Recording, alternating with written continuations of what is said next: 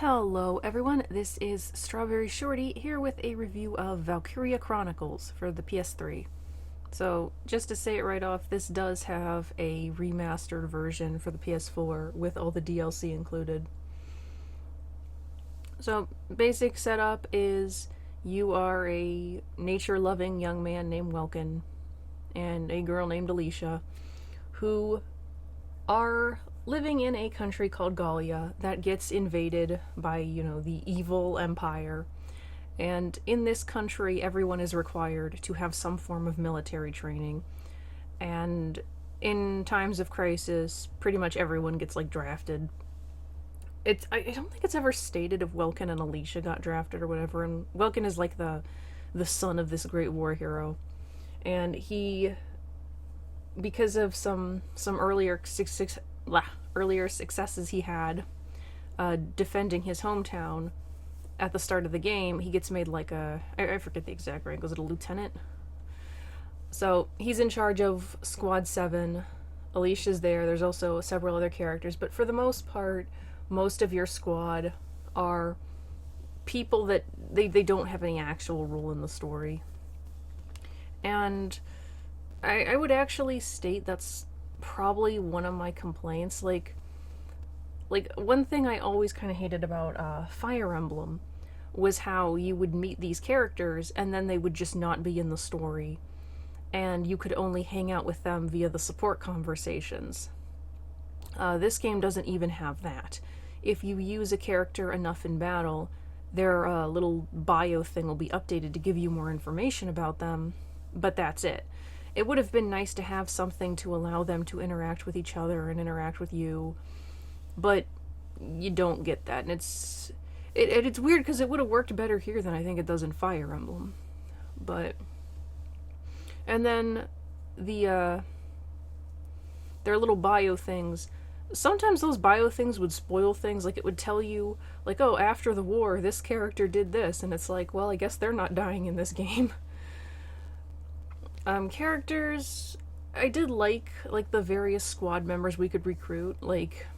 They'll add 2 every so many chapters, but then I think they just stop adding them if your characters don't die, because permadeath is a thing in this game, and you can't turn it off like you can with Fire Emblem. But so I did like those characters, even if we didn't really get much of their personality. I more or less liked our main cast as well, though the setup of the game makes it so we don't get to see too much with them either. Everything is done in a book kind of format. So, because the setup is that this is a book that's being written about the war. And okay, you want to view the opening cutscene, you'll click on it in the book, and then another cutscene, and then there'll be a big map, and that's going to be a battle. So you're not going from place to place with your little party of RPGs, and that does kind of make sense because this is a war and things are a lot more spaced out. But because they did things like this, there's not a lot of interaction between your characters and your characters in the world. And that is something that I would have liked to have seen. I also did run into a sort of glitch, because the load times in this are really long, and you can install the game data, which I did, but then early on in the game there was this one cutscene that would not play for me, and because of the book format I could just skip the cutscene watched on YouTube. But then the first battle where you have to use a tank, I could not get off of a loading screen, and I tried uninstalling and reinstalling and deleting, and nothing worked. I actually ended up having to get a second copy of the game, and then ran into the same issue, and I was able to get it working by uninstalling the data just entirely and not reinstalling it. But again, that made for some really long, annoying load times. But so I guess we should probably talk a bit about gameplay. Oh wait, I want to say one more thing story-wise. The villain did not really get any development. They don't tell you their motivations until the very end of the game, and it's so separate from us and the people around us. It's why this? Why now? I can't say too much because of spoilers, but so that was kind of an aggravating thing. But yeah, so gameplay.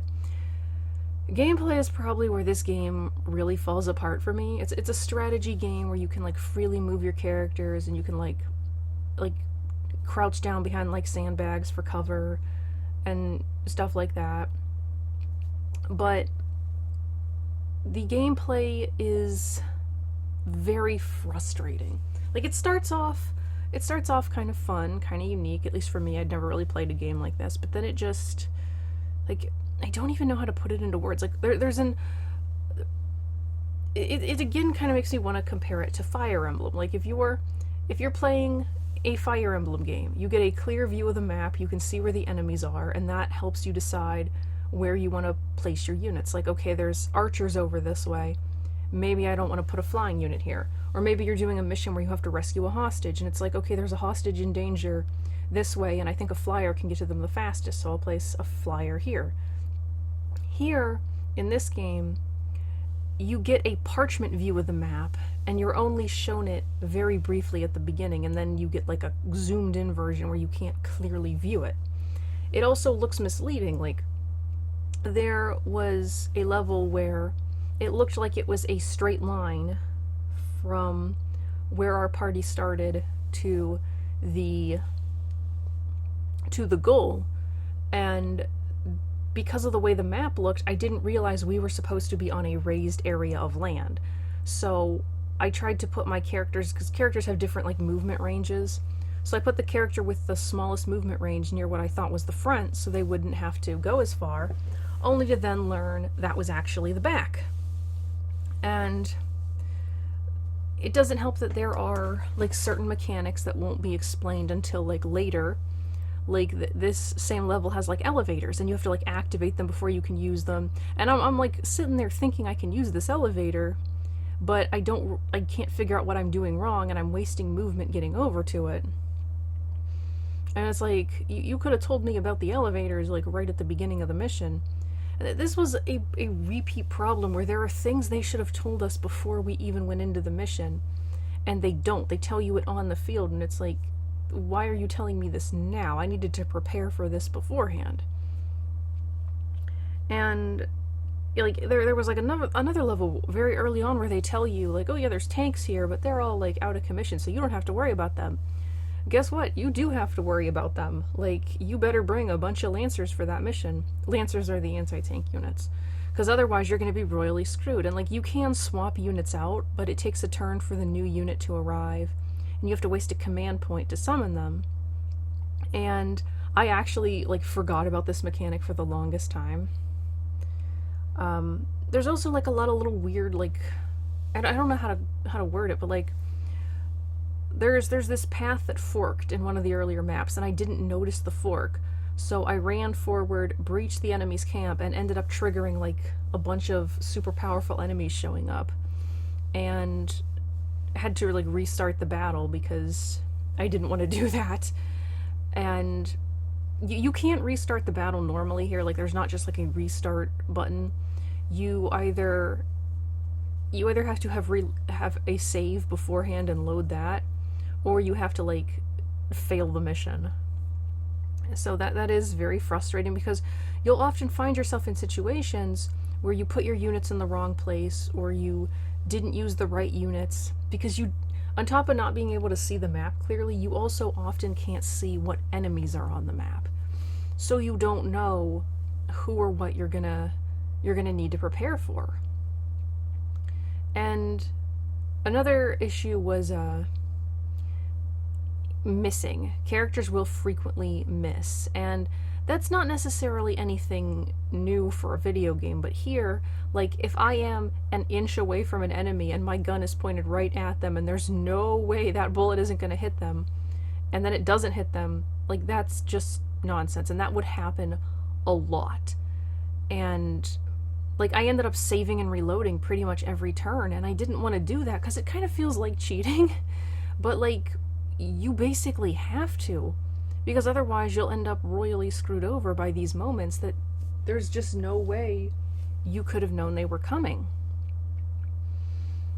So talking more about combat, characters have potentials, which are like, there's like good and bad ones.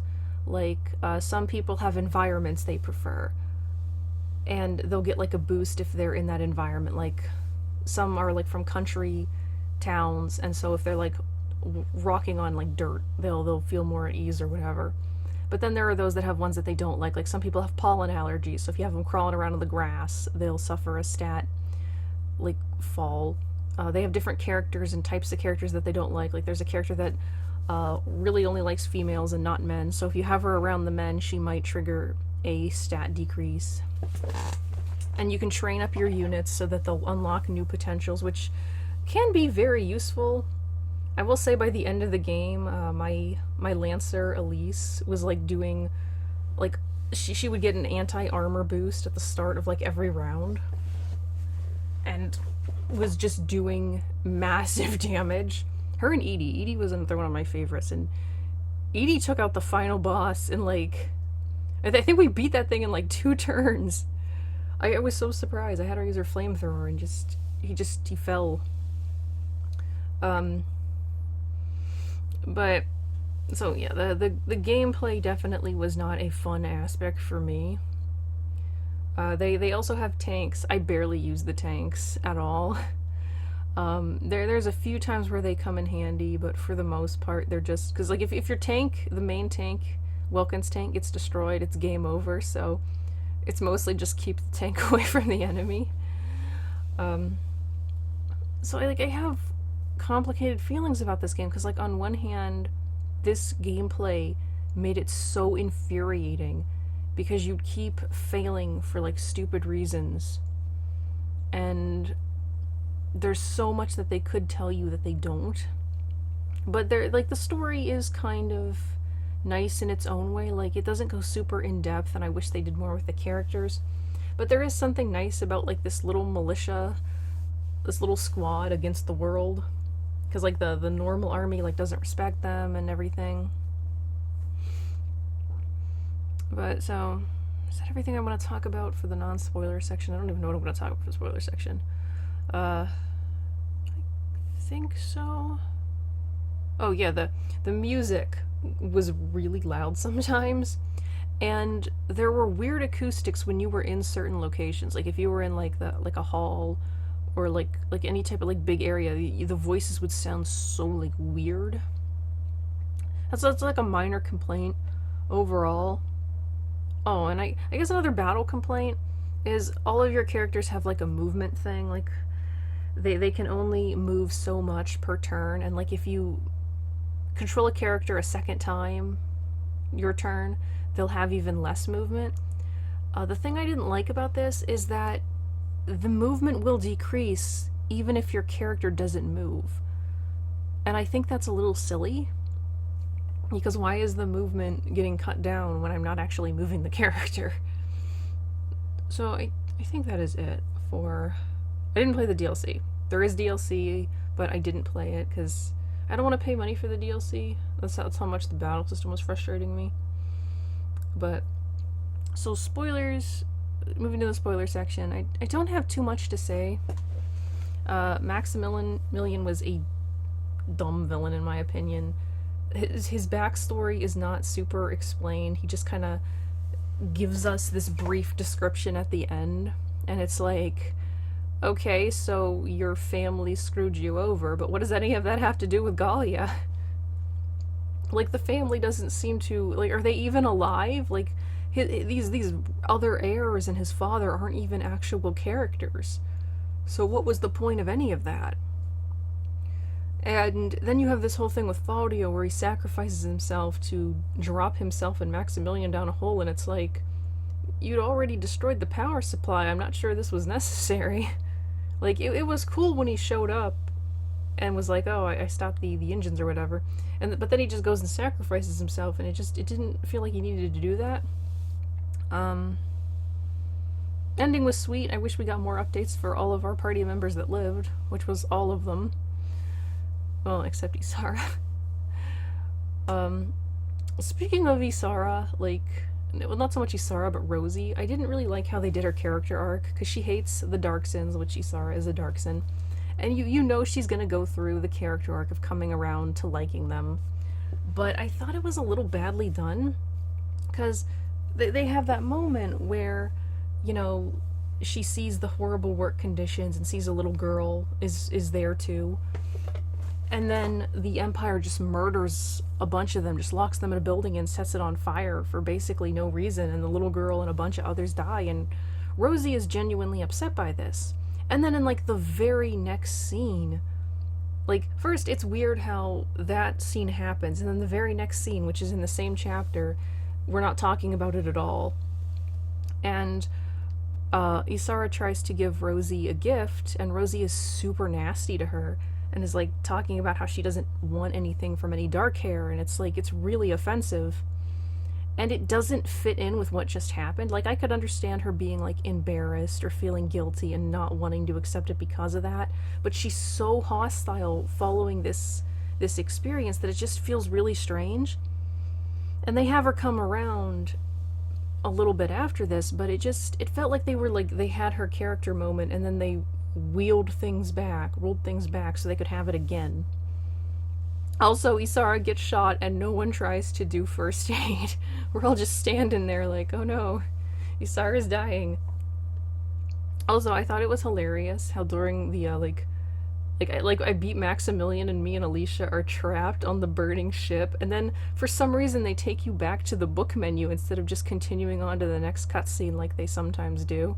And it's just like, okay, wait here, Alicia, I gotta go get my medal from the princess.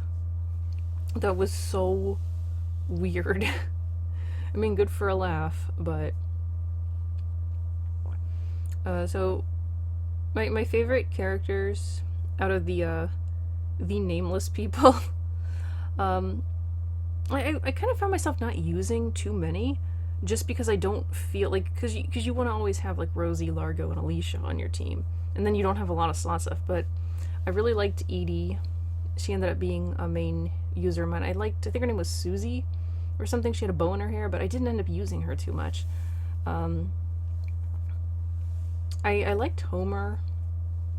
I also used Hermes a bit, but that stupid Moody thing of his was super annoying.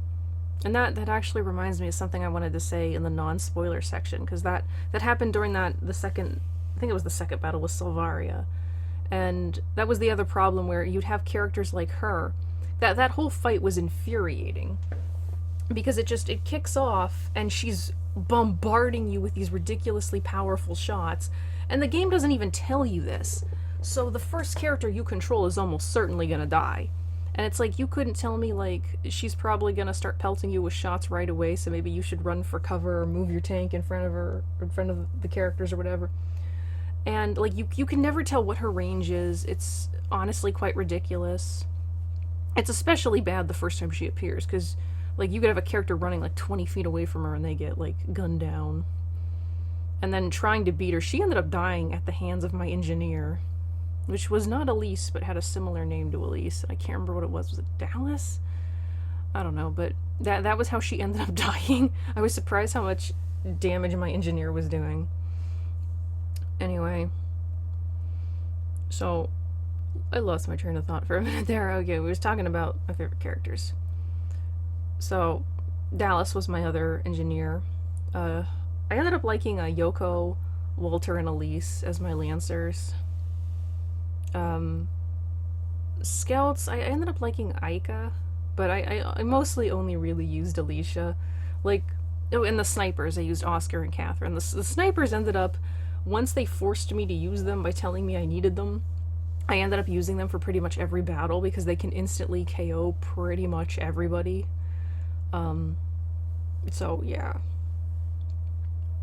Not much else to say there. But yeah, so that is my thoughts. Those are my thoughts on Valkyria Chronicles. I kind of want to play the sequels. I don't know how much they're connected to the first game. But thanks for watching. Please leave a comment, and I'll see you next time. Bye!